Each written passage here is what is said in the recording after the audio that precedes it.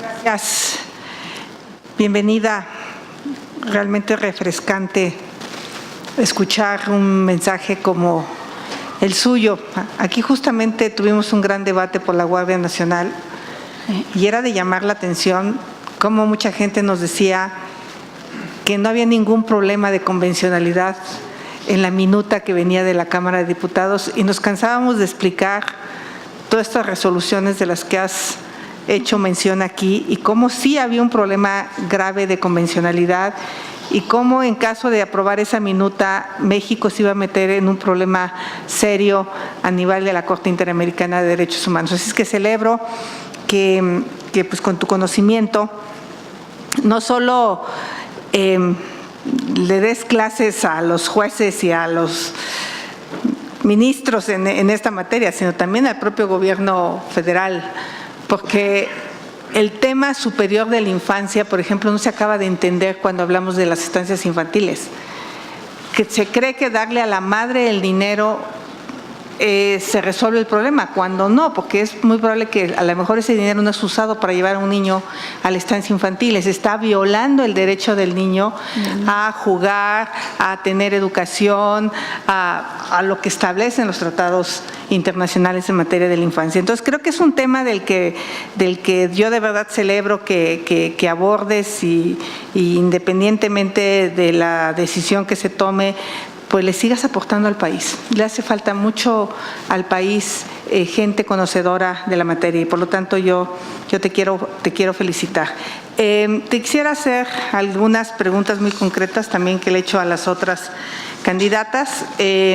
¿Cuáles son los méritos concretos que el presidente de la República le comentó a usted para postularla como candidata a ministra de la Suprema Corte de Justicia de la Nación? Esa sería la primera. Y la segunda, ¿quién y cómo le informaron de su candidatura y qué razonamiento le hicieron de su conocimiento para ello? ¿No? Eso sería respecto a tu candidatura. Y otro tema que yo quisiera comentarte justamente con el amplio conocimiento que tienes en materia del convenio 169 de la OIT. En el 2010 se inició un proyecto llamado la termoeléctrica de Morelos, donde no se consultó a los pueblos y comunidades indígenas de esta región para llevar a cabo esta termoeléctrica. Se hizo sin su consentimiento previo, libre e informado. Hoy es un hecho consumado porque la termoeléctrica está construida. Hay una recomendación, la 3/2018 de Derechos Humanos en nuestro país, de la Comisión de Derechos Humanos.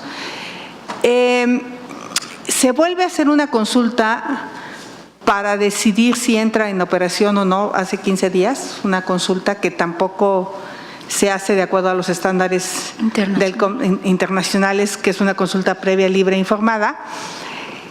Y si se acata la resolución, la 3, se tendría que hacer la reparación del daño, o sea, porque el daño ya está hecho, ya está consumado. Si se canceló el Aeropuerto Internacional de la Ciudad de México, ¿por qué como reparación del daño no se debía de cancelar esta termoeléctrica en Morelos? Seguramente es un caso que va a llegar a la Corte porque se están violando los derechos de los pueblos indígenas y es el mismo caso del Tren Maya, porque aunque se hable de una primera etapa donde las vías ya están, va a conectar con una segunda etapa. Y es otra vez repetir el mismo error de iniciar una obra sin la consulta previa, libre e informada. Y la consulta no implica estar en contra del proyecto. La consulta solo implica informar a la gente para que tome una decisión. Entonces, me gustaría conocer tu postura sobre esto que está pasando en Morelos y sobre el que no se haya hecho la consulta en el caso del Tren Maya. Y por último, retomar una pregunta del Parlamento Abierto que dice: ¿cuál es su opinión jurídica respecto a la resolución a las contradicciones de tesis 21, diagonal 2011 y 293, diagonal 2011 del Pleno de la Corte? ¿Cómo habría votado usted en ambos casos y por qué? Gracias, senadora Xóchitl Gálvez. Tiene el uso de la